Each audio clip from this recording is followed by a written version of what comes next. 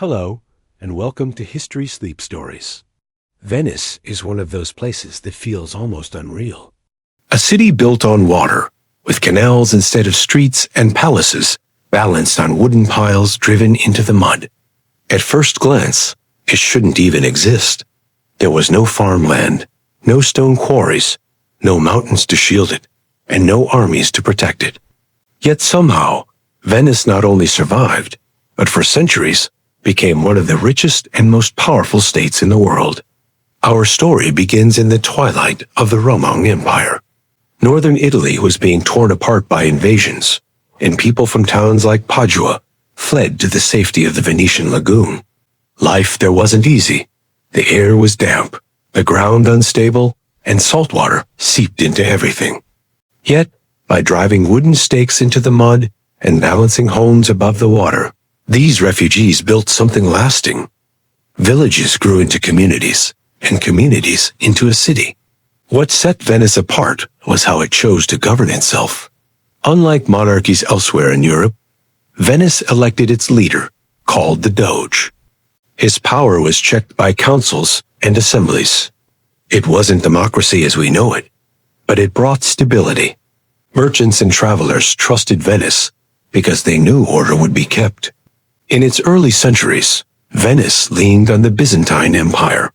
Constantinople granted its merchants special trading rights, making Venice the middleman between East and West. Over time, though, Venice grew stronger than its protector. The city became the indispensable link of Mediterranean trade. Venetians also knew the power of symbols. In the 9th century, they smuggled the relics of St. Mark out of Alexandria, hiding them under pork to slip past guards. St. Mark became Venice's patron, his winged lion symbol still seen across the city today. This wasn't just faith, it was prestige. But prestige alone didn't build an empire. Venice's strength came from the sea, and at its heart was the arsenal, a shipyard that could build fleets at astonishing speed. In times of crisis, a warship could be made in a single day. With this, Venice ensured that the sea was always its ally.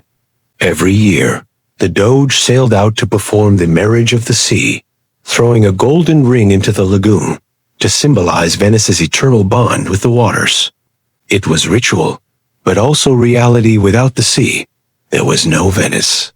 The city reached its boldest moment under Doge Enrico Dandolo, who, though blind and in his 80s, steered Venice into the Fourth Crusade. Instead of Jerusalem, the Crusaders attacked Constantinople in 1204. The spoils, bronze horses, mosaics, relics were carried back to Venice, where they still adorn St. Mark's Basilica. The balance of power had shifted. Venice was no longer the junior partner. By the 14th century, Venice controlled a sea empire of ports and islands from the Adriatic to Crete and Cyprus. Its merchants carried spices, silks, and gems into Europe, turning the city into a marketplace of the world. The Grand Canal filled with palaces, blending Eastern and Western styles. To walk its streets was to walk through a living showroom of global trade.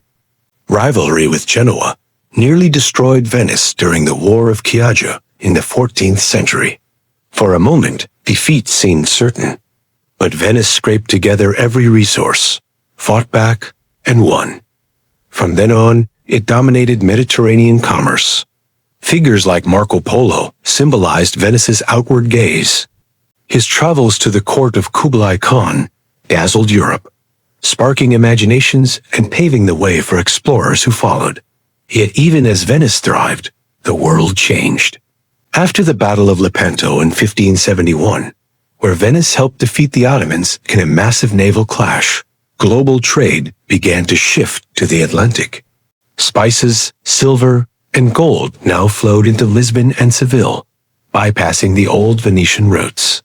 As political power waned, Venice turned inward, becoming a city of art, carnival, and spectacle. Masks, music, and theater filled its streets, while painters and architects made it a jewel of the Renaissance. But time catches up with every empire. In 1797, Napoleon marched into Italy, and after more than 1,000 years of independence, Venice surrendered quietly. No dramatic last battle, just a graceful fading from the stage of power. And yet, Venice never disappeared. Its legacy lingers across the Mediterranean, in fortresses and palaces, marked with the Lion of St. Mark. The city itself endures its canals, its gondolas, its mysterious beauty. A reminder that from mud and water, people built an empire of trade, culture, and wonder. Thank you for joining me tonight on this journey into Venice's past. May it bring you peace, reflection, and rest as you drift towards sleep. If you enjoyed this story, please consider liking and subscribing for more journeys into history. Sweet dreams.